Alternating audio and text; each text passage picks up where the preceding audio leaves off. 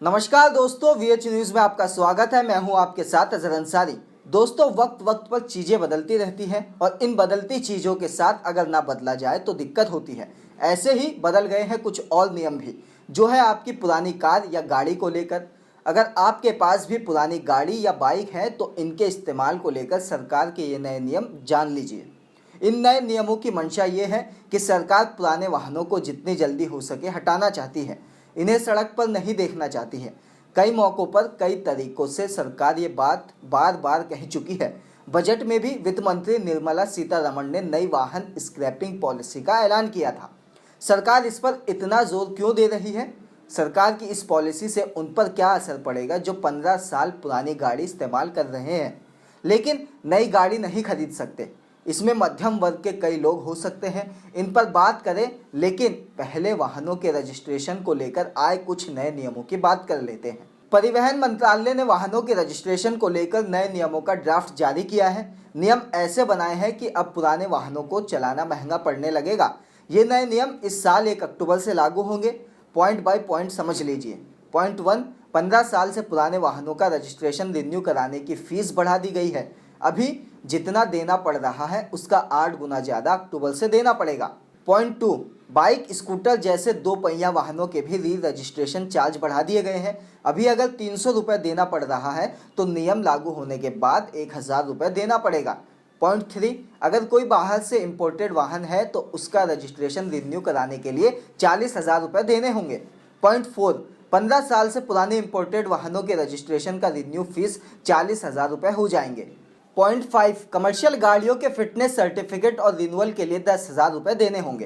Point 6, truck और बस जैसे बड़े वाहनों के रिन्यू सर्टिफिकेट के लिए 12,500 तक देने पड़ सकते हैं। इसके अलावा अगर 15 साल से पुराने वाहन का रजिस्ट्रेशन खत्म होते ही आपने उसका रजिस्ट्रेशन तुरंत रिन्यू नहीं कराया तो हर महीने के हिसाब से पेनाल्टी भी शुरू हो जाएगी, यानी करीब 500 रुपये आपको हर महीना देना पड़ सकता है। और जैसा नई स्क्रैपिंग पॉलिसी में ऐलान हुआ था, 20 साल के पुराने वाहनों के लिए फिटनेस सर्टिफिकेट जरूरी हो जाएगा।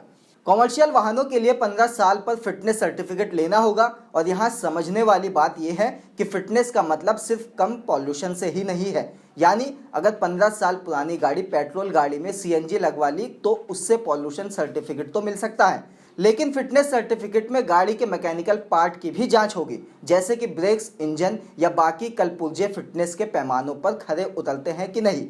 इसके लिए विदेश से मशीनें मंगवाई जा रही हैं जिनसे वाहनों के फिटनेस की जांच होगी, ऐसे परिवहन मंत्री का कहना है। खैर, बड़ा सवाल अब जो वाहन पुराने हो जाएं और जिनको फिटनेस सर्टिफिकेट ना मिले तो उनका क्या होगा? सरकार चाहती है कि उन्हें आप स्क्रैपिंग सेंटर्स यानी तय कबाड़ खानों में भेज दें। सरकार देश भर में इस तरह के स्क्रैपिंग सेंटर शुरू करने जा रही है और आप अपने पुराने वाहनों को इन स्क्रैपिंग सेंटर्स में ही ले जाएं, उन्हें घर पर ना खड़ी रहने दें। इसके लिए भी सरकार ने थोड़ा लालच दिया है। गाड़ी को स्क्रैपिंग सेंटर ले जाने के बाद उसके मालिक की पहचान होगी और उसे एक सर्टिफिकेट दिया जाएगा। सर्टिफिकेट इस बात का कि अमुक गाड़ी अमुक सेंटर में स्क्रैपिंग के लिए आ चुकी है। और इस सर्टिफिकेट से क्या होगा? नई गाड़ी खरीदने पर 5% की छूट मिलेगी। परिवहन मंत्रालय ने नई कार बेचने वाले डीलर से कहा है कि सर्टिफिकेट दिखाने पर 5% की छूट दी जाए। लेकिन अब इन सब चीज़ों की ज़रूरत क्यों पड़ी, वो भी जान लीजिए। दरअसल पुरानी गाड़ियों को लेकर सरकार ये तर्क देती रही है कि इनसे प्रदूषण के साथ साथ ईंधन की भी ज़्यादा खपत होती है। पेट्रोल डीजल के बढ़ते दामों के पक्ष में भी सरकार की तरफ से ये कहा गया था कि अब दूसरे विकल्पों की तरफ जाना चाहिए। लेकिन दूसरे विकल्प है कितने? कुछ एक कार कंपनियां ही अभी बैटरी से चलने वाली गाड़ियां बाजार में लेकर आई हैं, वो भी पेट्रोल डीजल वाली कारों के मुकाबले काफ़ी महंगी है।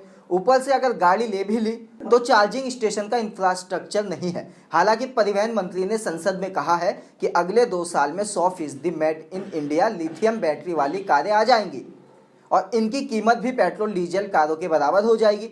लेकिन इन सब के बीच सीएनजी पंप भी कुछ बड़े शहरों तक ही सीमित हैं। वहीं इन सब के बीच सरकार की स्क्रैपिंग पॉलिसी या पुराने वाहनों को चलाने पर खर्चा बढ़ाने वाली नीति को किस तरह से देखना चाहिए? हालांकि सच ये भी है कि पर्यावरण का साफ सुथरा होना भी जरूरी है, लेकिन नीतियां तभी कारगर कहलाएंगी जब तक लोगों को समस्या कम से कम होगी।